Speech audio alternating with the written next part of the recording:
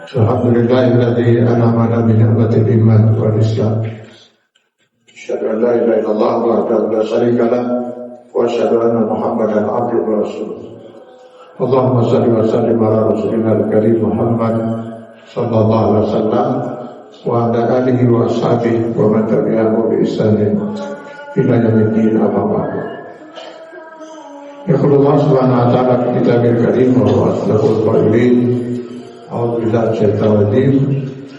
Innal ladzina kafaru min ahli kitab wal musyrikin fi nari jahannam khalidina fiha. Shadaqallahul azim. Hadirin kaum muslimin sekalian yang berbahagia. Di dalam Al-Qur'an di surah Luqman, Allah subhanahu wa ta'ala mengisahkan nasihat Luqman kepada anaknya. Ada beberapa nasihat beliau. Yang pertama dan yang paling utama, beliau menasihati anaknya, ya bunayya la tusyrik billah. Wahai anakku, janganlah sekali-kali kamu berbuat syirik, menyekutukan Allah. Kenapa? Inna syirka la zulmun azim.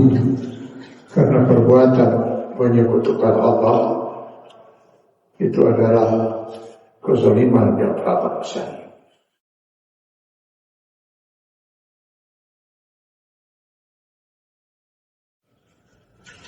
Dan di Quran surat Al-Bayyinah ayat 5 yang saya bacakan di awal khutbah, begitu luar biasa murkanya Allah pada mereka yang melakukan perbuatan musyrik ini, sehingga Allah mengancam mereka untuk kekal di neraka jahanam jika mereka mati dalam keadaan musyrik. Tidak ada peluang satu detik pun bagi mereka untuk keluar.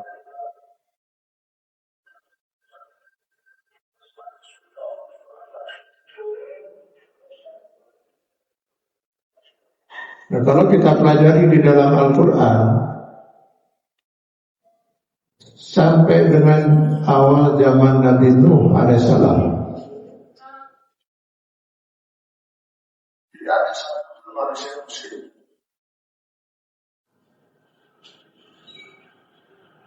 masih terjaga fitrah iman Islam mereka, fitrah Allah allati fatara an-nas 'alaiha. Al-A'raf 172 Ar-Rum 30. Tidak ada seorang pun manusia yang musyrik. Lalu kapan mulai terjadi kemusyrikan itu? Di pertengahan zaman Nabi Nuh alaihissalam. Berawal dari keyakinan sebagian umat Islam di zaman Nabi Nuh bahwa tidak setiap orang muslim kalau berdoa itu doanya akan dikabul oleh Allah. Yang bakal dikabul hanyalah mereka yang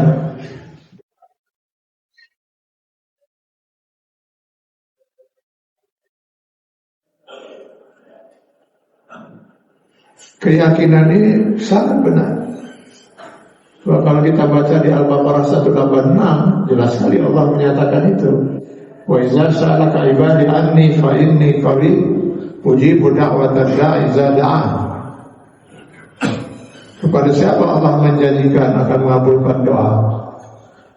Pada ibad. Siapa ibad? Ibad adalah gelar yang diberikan oleh Allah kepada mereka yang dekat dengan Allah. Mereka yang sedang berjuang mendekatkan diri kepada Allah Subhanahu wa ta'ala. Jadi benar keyakinan sebagian umat Islam di zaman Nabi Nuh itu, bahwa hanya orang-orang yang dekat dengan Allah sajalah yang doanya akan dikabul oleh Allah Subhanahu wa ta'ala. Mestinya dengan keyakinan itu mereka berusaha mendekatkan diri kepada Allah. Ini tidak. Ada sebagian di antara mereka itu yang sudah menikmati hidup dalam maksiat. Nah, ketika mereka dihadapkan dengan masalah dalam kehidupan mereka, usaha sedang tidak baik misalnya, atau sakit yang belum sembuh. Mereka mau berdoa yakin kalau doa mereka tidak akan dikabul oleh Allah. Lalu apa yang mereka lakukan? Mereka mencoba mendatangi orang yang mereka anggap soleh. Ada 5 orang di zaman Nabi Nuh yang dianggap oleh umat Nabi Nuh itu memang orang-orang soleh. Ini bisa dibaca di Quran surat Nuh ayat 23. Yaitu Wad, Suwa, Yaghus, Ya'uq, dan Nasr. Memang agak aneh-aneh juga namanya. Wad, Suwa, Yaghus, Ya'uq, Nasr. Nah, kepada mereka lah mereka minta didoakan. Sampai di sini belum terjadi kesalahan.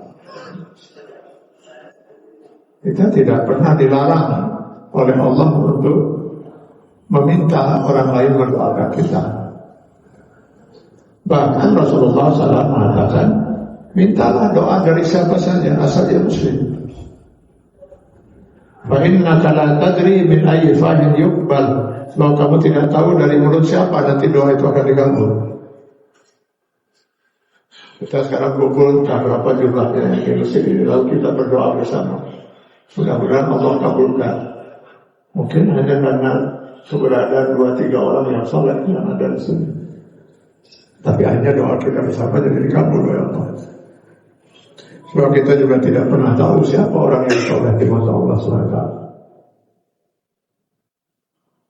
Ada mungkin yang kita kira dia soleh, belum tentu juga soleh di mata Allah. Persoalan mulai muncul ketika orang-orang yang dianggap soleh, Wad, Suwa, Yaghus, Ya'uq, Nasr itu meninggal. Bingung mereka mencari orang sesoleh Yaghus, Wad, Suwa itu nggak ada. Ada ya kurang soleh lah menurut keyakinan mereka. Lalu apa yang mereka lakukan? Mereka datangi kuburan orang-orang yang dianggap soleh itu. Lalu mereka meminta seperti mereka meminta ketika orang-orang soleh itu masih hidup. Inilah awal kesesatan, awal kemusyrikan. Bagaimanapun solehnya seseorang, kalau dia sudah meninggal dunia, in qata amaluhu, kata Rasulullah, putus amal perbuatannya. Betapa banyak umat yang minta didoakan pada Rasulullah SAW ketika Rasul masih hidup. Begitu Rasulullah SAW wafat, tidak ada seorang pun datang ke kuburan Rasulullah untuk minta berkah atau minta lain sebagainya. Rasulullah sudah wafat. Orang yang soleh sesoleh apapun kalau sudah meninggal dunia, boro-boro mendoakan orang lain, dia bahkan tidak bisa mendoakan dirinya sendiri. Jangankan setelah dikubur sekian lama, sebelum dikubur saja, begitu kita yakin dia meninggal dunia, terpaksa kita yang memandikan jenazahnya. Kenapa? Gak bisa mandi sendiri. Setelah itu kita pakaikan kain kafan. Kenapa harus kita pakaikan kain kafan? Dia gak bisa pakai kain sendiri. Lalu kita sholatkan. Kenapa kita sholatkan? Kita doakan. Dia sudah tidak bisa sholat sendiri dan tidak bisa berdoa untuk dirinya sendiri. Bahkan sampai masuk kuburan, masuk liang lahat pun terpaksa kita yang harus memasukkannya. Sudah tidak berdaya sama sekali. Anehnya setelah dikubur di dalam tanah, entah masih ada jasadnya atau tidak, entah masih ada tulangnya atau tidak, orang berdatangan minta ke sana. Minta apa? Inilah awal kemusyrikan.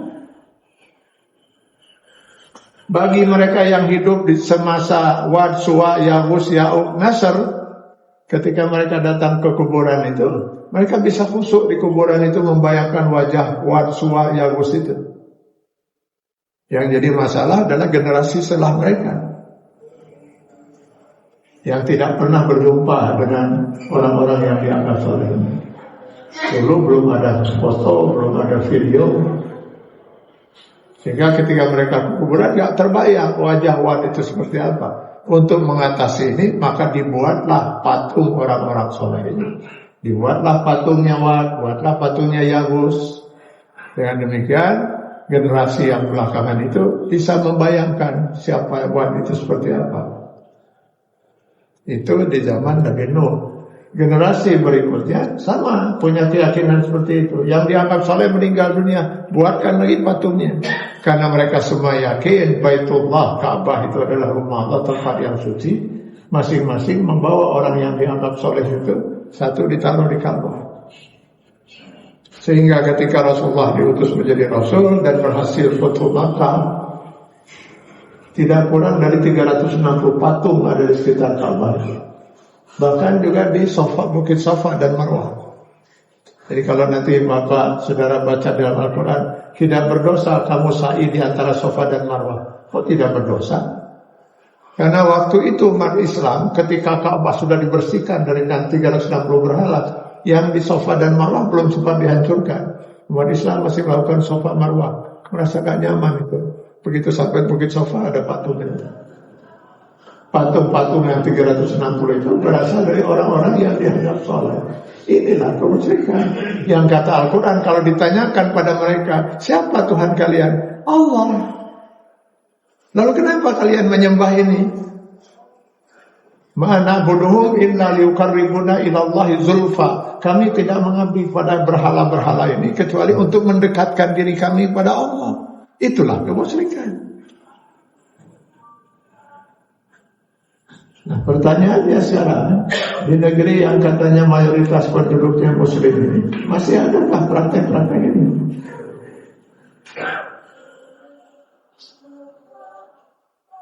Kalau masih ada praktek semacam ini, untuk apa kita ajak mereka sholat? Untuk apa kita ajak mereka saum? Kemusyrikan, kekufuran dan segala macam bentuknya itu sama sekali tidak ada nilainya di mata Allah. Nol. Masa Allah memberi nilai kepada orang yang musyrik kepadanya atau yang kufur kepadanya? Nol. 1 kali 0, 0. Bahkan 1 triliun kali 0 tetap 0. Maka sholat kali 0, 0. Saum kali 0, 0. Haji kali 0, 0. Itu sebabnya kalau Allah sudah berbicara tentang amal soleh, selalu didahului dengan amanu. Illal ladzina amanu wa amilus shalihat. Amanu wa amilus shalihat. Kalau amal tidak dilakukan atas dasar iman pada Allah, ya tidak jadi amal yang saleh.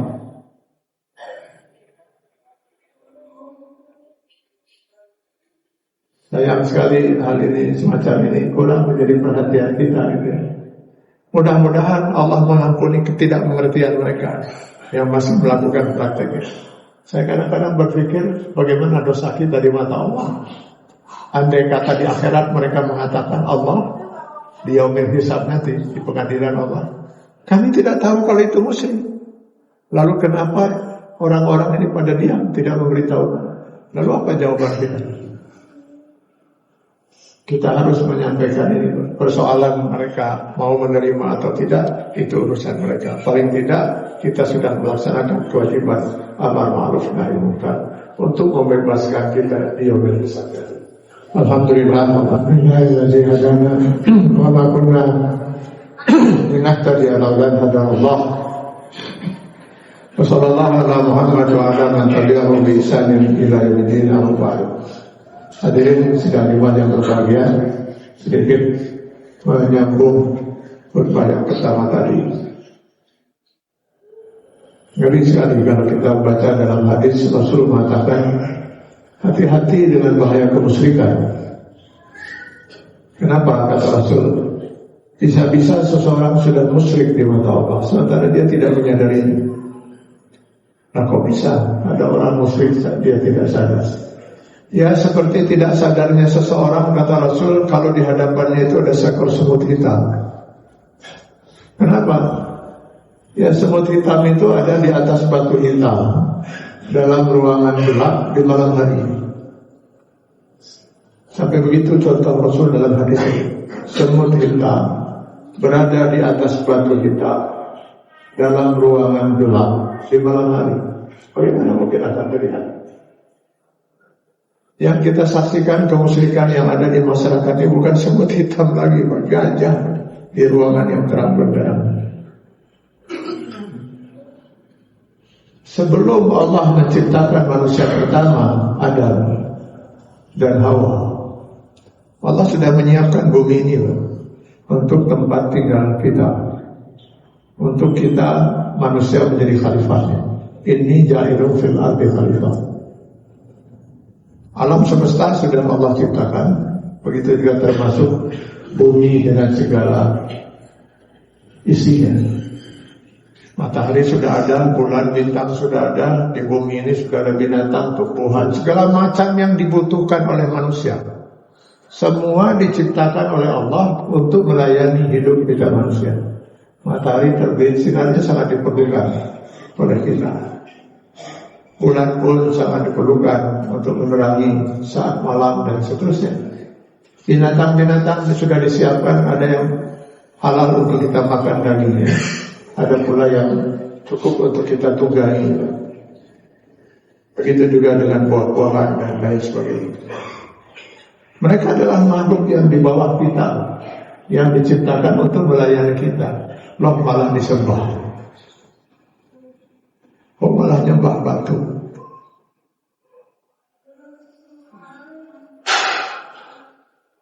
Sering orang mengkaitkan dengan bagaimana dengan ketika umat Islam mencium Hajar Aswad. Apa itu Hajar Aswad? Hajar itu batu, Aswad itu hitam. Setiap batu yang warnanya hitam dalam bahasa Arab Hajar Aswad. Daripada nanti bapak saudara repot-repot mencium Hajar Aswad yang ada di pojok Ka'bah di Mekah ini, cium saja setiap batu hitam yang ada di sini. Itu Hajar Aswad juga. Kan sama itu Hajar Aswad. Kenapa tak dicium? Karena itu tak diperintahkan olehnya. Jadi apa kemuliaan Hajar Aswad yang ada di Ka'bah itu yang kemudian kita mencium? Kemuliaannya karena Allah memerintahkan kita mencium. Dia batu, nggak boleh diyakini lebih dari batu. Muslim. Lihat bagaimana sikap seorang sahabat yang sudah dijamin oleh Allah ahli surga dari 10 sahabat Rasulullah SAW, Umar bin Khattab. Apa yang beliau lakukan saat beliau sedang tawaf? Saat beliau akan mencium Hajar Aswad, berdiri beliau dengan gagahnya di depan Hajar Aswad. Lalu dengan suara lantangnya beliau kemudian tunjuk Hajar Aswad itu sambil mengatakan, "Hei Hajar Aswad, andai kata saya tidak pernah melihat Rasulullah SAW ketika sedang tawaf menciummu, wallahi demi Allah, saya tidak akan pernah mau menciummu." Kenapa? Kamu hanya sebuah batu, sampai kiamat kamu tetap batu. Tapi karena saya pernah melihat Rasulullah menciummu, baik sekarang saya cium. Kesalahan iblis itu ketika disuruh sujud pada Adam, dia main dengan logikanya, mana yang lebih mulia? Saya yang diciptakan dari api atau Adam yang diciptakan dari tanah? Khalaqtani min nar wa khalaqtahu min tin. Itu kesalahan fatal. Ini bukan urusan siapa mulia, ini urusan perintah Allah. Maka malaikat langsung sujud. Yang mulia itu perintah Allah. Bagi bapak-bapak yang sudah haji, yang belum, mudah-mudahan Allah takdirkan bisa melaksanakan ibadah haji. Kita berusaha untuk mencium Hajar Aswad, hukumnya hanya sunnah. Kalau kita tidak mampu melaksanakan, tidak mengganggu kesahan ibadah haji kita atau ibadah umrah kita. Tapi nanti tanggal, kalau dalam ibadah haji, nanti di tanggal 10, 11, 12 bisa sampai 13 Zulhijjah. Ada 3 batu lagi yang itu wajib dilempar. Itu hukumnya wajib. Kalau tidak dilaksanakan tanpa alasan bisa mengganggu kesempurnaan ibadah haji kita. Wajib itu. Bahkan kalau tidak mampu bisa diwakilkan. Ada kata harus itu, wajib. Yang dilempar apa yang 3 itu? Jumratul ula, jumratul wusta, jumratul aqabah. Batu juga. Dilempar pakai apa? Pakai batu juga. Melempar batu pakai batu. Pertanyaannya, apa beda batu yang dilempar di Mina dengan batu yang dicium di Ka'bah? Sama-sama batu, sama-sama makhluk ciptaan Allah yang paling rendah di antara makhluk-makhluk yang ada. Yang mulia itu adalah perintah Allah. Kita tidak pernah menganggap Hajar Aswad itu kecuali batu. Bahwa katanya konon Hajar Aswad itu berasal dari batu di surga. Andai kata saya tidak pernah menyelusuri, karena kurang tertarik untuk menelusuri hadis ini apa betul hadis atau bukan. Andai katalah hadis, andai kata benar hadis itu, bahwa batu Hajar Aswad itu berasal dari surga. Lalu kenapa? Kenapa kalau berasal dari surga? Bukan batu. Ya batu, sama. Yang itu batu dari surga, yang di depan Nurul Falah itu batu dari Ciliwung atau dari mana itu. Sama-sama batu makhluk ciptaan Allah. Tolong kita jaga akidah tauhid kita. Ini tiket utama kita untuk bisa meraih surga Allah. Man kana akhir kalami la ilaha illallah dakhala jannah. Barang siapa yang sampai akhir hayatnya tetap berpegang dengan prinsip tauhid la ilaha illallah, maka baru dia bisa memasuki surga Allah Subhanahu wa taala. Berarti yang tidak bertauhid, musyrik atau kufur pada umumnya, maka tidak ada peluang baginya untuk bisa memasuki surga Allah Subhanahu wa taala. Mudah-mudahan kita bisa menjaga akidah kita, menjaga iman tauhid kita, dan mudah-mudahan kita yang hadir ini adalah hamba-hamba Allah yang berhak menikmati surga Allah kelak di hari akhir nanti. Amin ya Allah ya Rabbal alamin.